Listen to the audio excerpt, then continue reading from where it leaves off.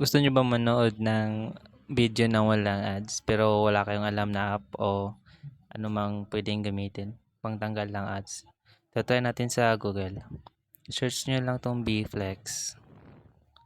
Then, then click nyo yung view full site. Ito yung walang ad blocker to ha. Ngayon, subukan nating manood ng movies. So, try natin tong My Fault in London. Ayun, may ads na lumabas. Nag-redirect siya. And try natin ulit. Ayun, mayroon pa rin.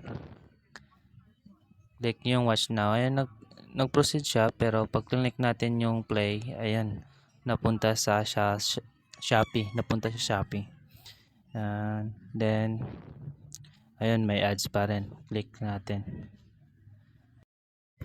Yung sa Chrome po kasi, wala po yung extension. Para sa extension na pwede nating installan ng ad blocker.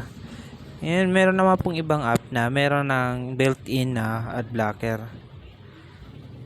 Alam niyo rin tong browser na tong Brave browser. Kasi meron din tong ad blocker eh. Kaya meron ng mga gumagamit nito. Pero yung ituturo ko sa inyo, yung ibang app na meron ding ad blocker na para sa akin epektibo rin. Itong search nyo lang tong Firefox. Then, ito. Ka-install na to sa akin eh. Kaya pag wala pa sa inyo, install nyo to. O di kaya update pag meron na. Ngayon, pag meron na kayo nito, open nyo lang yung app. Ayan, pag ganito yung lumabas, wala kayong triple dot na makikita sa upper right corner. Tap nyo lang kahit saan. Yung wala kayong mapipindot na kahit ano. Okay? Ayan, lumabas na yung triple dot.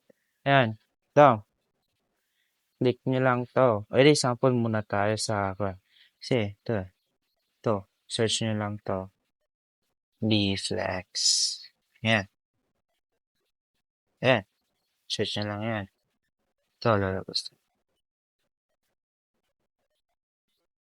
Ito, halimbawa to Ayan. O yan no.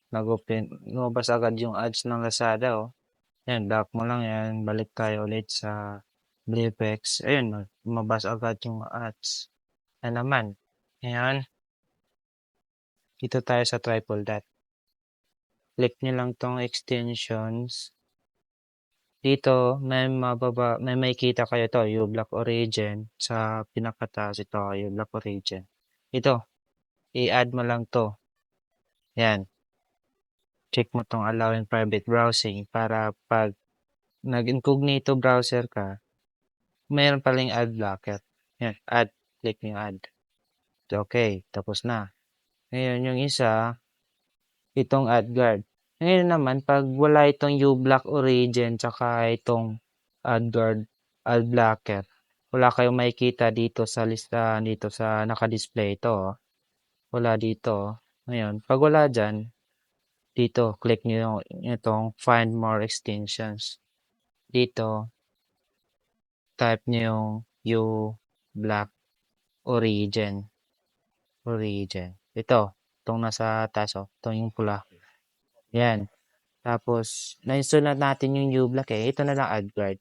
Ad guard. Ito, ad guard, ad blocker. Itong green na may check sa logo niya. Click mo lang yon tapos ito, may nakasulat na add to Firefox. Click mo lang din to. Check mo allow in private browsing. Then, click mo yung add.